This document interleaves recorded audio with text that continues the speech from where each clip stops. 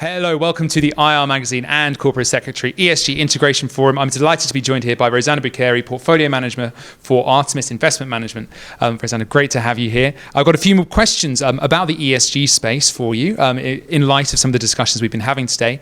Number one question really is, from your perspective, what can IR teams, what can companies do to improve their ESG disclosure? I think the most important thing is to really link the disclosure that they want to do in terms of ESG, according to the criteria that they have decided are the most important, to the profitability of the company. Because I think what is important for an investor like me is to be able to quantify the action that they're taking or the factor that the ESG factor that are impacting their business model, and what can be the impact on the profitability on the company, and above all on the sustainability of the business model going forward, because unfortunately certain business models maybe are not going to be around in 20, 30 years. Yes, we've heard repeatedly today about the 2-degree scenario or exactly other industries which may be left behind. But from a communications point of view, what are the sort of preferred forms of ESG communication from your perspective? You know, we're talking about roadshows. We've heard some people mention today that roadshows are maybe becoming a bit more popular than surveys as the preferred method. What are your thoughts?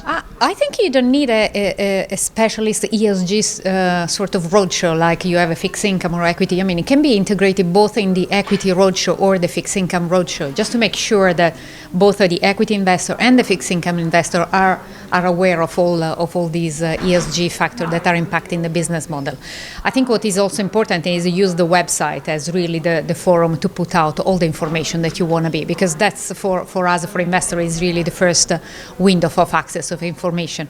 So normal roadshow but integrated, so equity or fixed income roadshow with the ESG angle, and second, have a proper report if it's on an annual basis or biannual basis, put it on the website.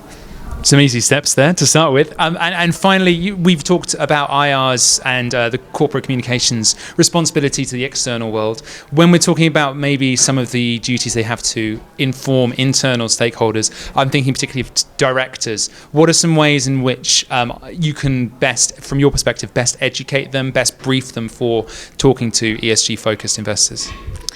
I think what is important is that the board and every manager that then has the possibility to have a conversation with the outside investor is informed about what has been done internally, because maybe a lot of things are done internally, but the communication doesn't flow.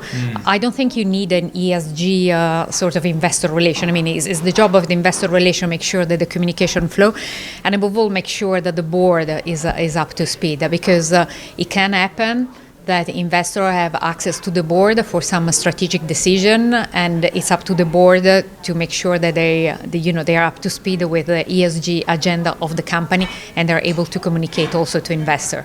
So it's a matter of really circulating the communication inside the company. Absolutely. Rosanna, thank you so much for your time. Welcome.